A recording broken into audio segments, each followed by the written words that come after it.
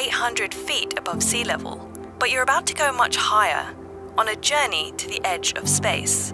As far as the Seeker team knows, this is the first time something like this has ever been done before in VR. Thanks to the weather balloon above you, you'll soon reach speeds of over 65 miles an hour as you travel out of the troposphere and into the stratosphere. And you may notice this line going around. Well, that's because you're spinning fast too. But we stabilized the footage the best we could to make your ride a calm one. Now get ready, don't forget to look around, and enjoy your journey to the edge of space.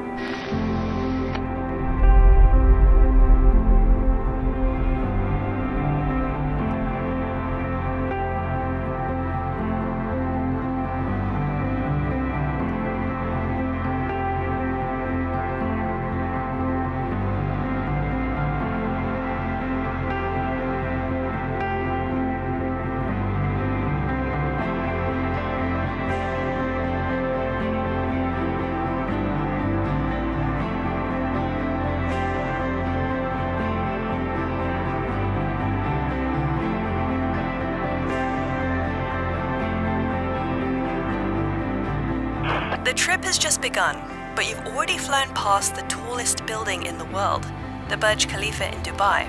But the Jeddah Tower in Saudi Arabia, which is already under construction, is set to overtake it, reaching just over 3,200 feet.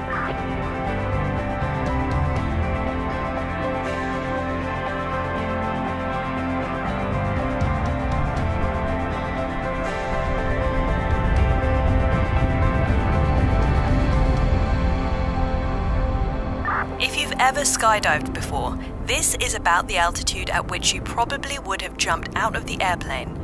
Now might be a good time to look down.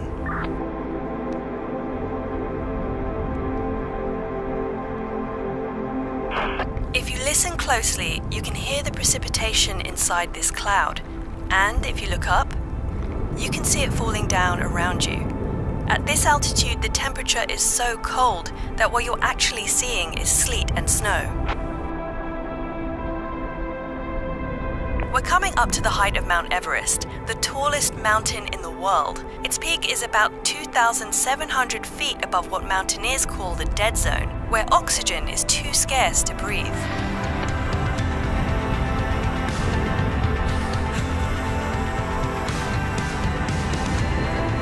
And just a short distance above Everest Peak is the cruising altitude of commercial flights.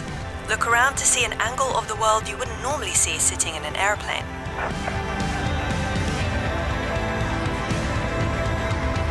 It may not feel like it, but you're traveling at over 65 miles an hour, ascending at more than 1,000 feet per minute.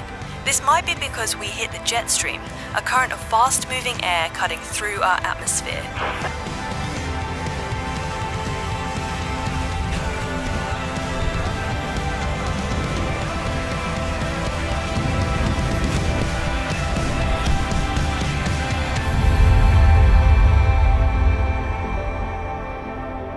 Right now, the air pressure is about 90% lower than it is back on the ground, close to the atmospheric pressure in space.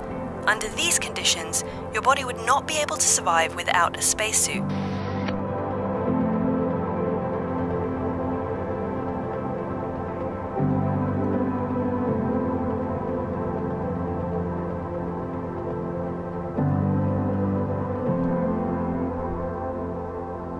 This is about the altitude where our cameras died.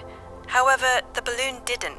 It kept traveling to a height of over 114,000 feet, where, because of the drop in air pressure, the helium inside expanded so much that the balloon burst. The cameras and equipment fell back down to Earth, where our Seeker team tracked and found it.